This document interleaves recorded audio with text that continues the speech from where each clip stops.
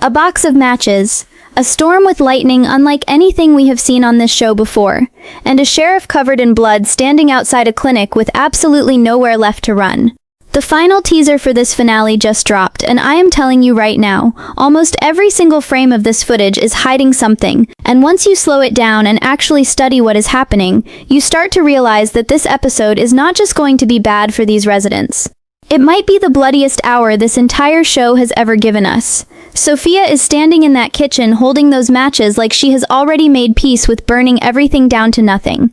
She tells us flat out that the end is close, and right after she says that, we get a string of images that genuinely do not add up the way you would expect them to. Fatima is in different clothes than before. Randall is still wearing the same outfit from the bottle tree scene. And Boyd, the one man this entire town depends on, is covered head to toe in blood while just standing there outside the clinic. That is not a small detail you can brush past. That is a sign that something absolutely catastrophic happens to someone before this episode is even over. I am going to go through this entire teaser piece by piece, lining up every costume detail, every prop, every single line of dialogue we can make out, because I genuinely believe the order these events happen in changes everything about how bad this finale actually gets. Stick around until the end, because there is a detail involving the bottle tree and the talismans that completely changes how I think the protection in this town has worked this entire time.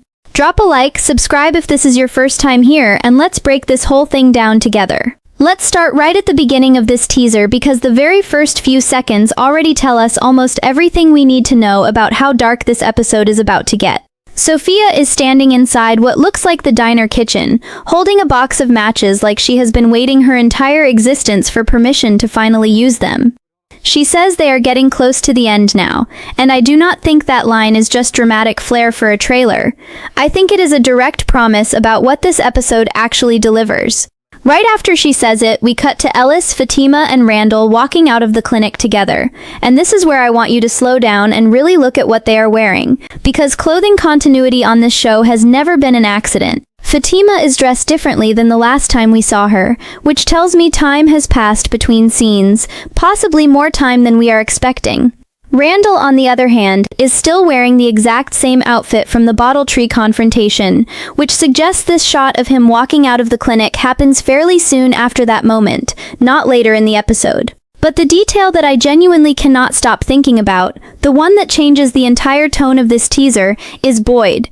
He is standing there covered in blood, not a small smear, not a cut on his hand, covered. And there is no version of that image that does not mean something absolutely horrific happens while this group is still together outside that clinic. Now here is where I want to bring in something we have been hearing about from people tracking this finale closely.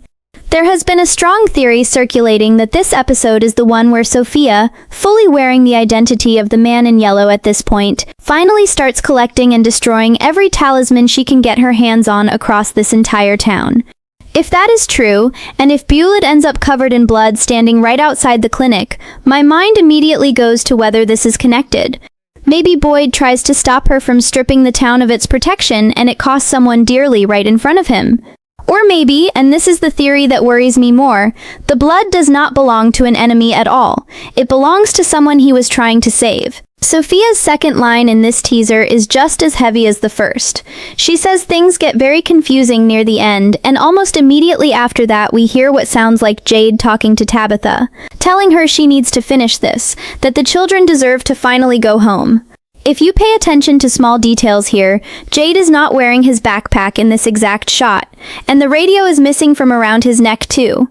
That tells me this specific conversation happens earlier than the moment they are actually down in that bone chamber. I think what we are watching here is the two of them steadying themselves before they even touch those bones, which means whatever doubt or fear is building in this conversation happens before the real disaster, not during it. Then the teaser jumps to somebody sounding distressed, possibly speaking directly to Boyd, asking what they are supposed to do now that things have clearly gone wrong. Boyd's answer is short and exhausted. There is no plan B. I want to sit on that line for a second because I do not think it is just a throwaway moment of frustration. I think it is the most important sentence in this entire teaser. If Boyd, the man who always has a backup plan, the man who has spent 4 seasons finding another way out of every impossible situation, is openly admitting there is nothing left to fall back on, that tells me whatever happened with the bottle tree did not go the way anyone was hoping. Either they could not get it out of the ground in time, or they did get it out and what was waiting underneath was somehow worse than having no plan at all. Right after that admission, Ethan, completely desperate, tells Julie that everyone in that town is going to die. And given everything Ethan has been carrying since the events with Victor, I do not think that is him being overly dramatic. I think Ethan genuinely believes this, and based on the storm rolling in behind him in this footage, I am inclined to believe he might be right. Donna's response, that they cannot simply give up, feels less like confidence and more like someone refusing to say the quiet truth out loud. And then we get Sophia again, telling everyone there is nowhere left to hide, right before she strikes those matches and sets everything in front of her on fire, watching it burn without a hint of hesitation on her face. Now let's get into the theory that genuinely concerns me the most after watching this teaser closely, because I think it changes our entire understanding of how protection in this town has worked since Season 1. Throughout this season, we have been told over and over that the bottle tree sitting above the bone chamber is something the residents are absolutely not supposed to touch. The boy in white gave Victor a direct warning about this exact tree, telling him it must never be removed or destroyed. And yet, based on everything in this finale setup, it looks like the plan to rescue Jade and Tabitha depends entirely on getting that tree out of the ground so a rope ladder can be dropped down to them. Here is where it gets frightening. In this teaser, we see the cowboy monster ripping away the tarp that was covering the chamber entrance, something that I believe only happens once whatever protection that tarp and the talisman were providing has already failed. We also get a long, unsettling look at the cheerleader monster staring directly down at the exact spot where those bones used to be buried, almost like it is studying ground that used to be sealed off from creatures like her, and now is not. If the talisman tied to that location has genuinely stopped working, that is not a small inconvenience. That is the entire safety net this town has been relying on disappearing in a single night. And then there is the smiling man walking straight into the clinic like he owns the place, with absolutely nothing stopping him. If the talisman inside that clinic has either failed or been removed entirely, that explains exactly how he is able to walk in so casually. Put this together with Boyd's line about there being no plan B, and I start to believe these two things are connected. I think the residents pulled that bottle tree out of the ground exactly the way the boy in white warned them not to. And I think that is the specific moment the protection covering this entire town began collapsing all at once, not just around the bone chamber, everywhere. If that theory holds up, then the bones Jade and Tabitha just dug up might be the only thing keeping them alive at this point, since every other layer of protection appears to be failing around them at the exact same time. That would explain why we hear a line in this teaser promising there will be one more night, almost like a strange flicker of hope buried inside all of this chaos. I keep asking myself whether that one more night happens because of how violent this storm becomes, or whether it means Tabitha and Jade are about to be trapped underground for an extended stretch of time, surrounded by creatures that cannot reach them but also cannot be escaped from either. There is also something happening at the police station in this teaser that I think ties directly into this same collapse. We see what looks like poltergeist activity, a bed shaking violently, a lamp falling, a dresser knocked over outside as well. My first instinct watching this was paranormal activity, the same kind this show has shown us before. But the more I sit with it, the more I wonder if this is actually something closer to an earthquake, maybe even tied to whatever happens when that bottle tree gets ripped out of the ground. If the tree is somehow physically connected to the stability of this entire town, removing it could be causing far more damage than anyone expected, shaking buildings that have nothing directly to do with the bone chamber at all. And then there is Victor, panicking inside that same chaos, begging to leave. If the talismans really have stopped working across the board, leaving him alone overnight in that state feels like one of the most dangerous decisions anyone in this town could make right now. The fact that he is panicking this hard tells me he already understands exactly how exposed he has suddenly become, even if he does not know all the details we are piecing together from this footage. Now let's talk about the detail in this teaser that worries me more than almost anything else we have looked at so far, and it has to do with who is missing from this footage. When Ellis, Fatima, and Randall walk out of that clinic together, Fatima is positioned as the very last person in that group. There is nobody walking behind her. So where is Marielle? If you remember what we have been tracking all season, Marielle has been one of the people standing closest to Fatima as her fear about possibly transforming into something inhuman has grown louder and louder. If Fatima really has already been taken over by the smiling man's influence by the time this shot happens, her walking alone with nobody behind her takes on a much darker meaning.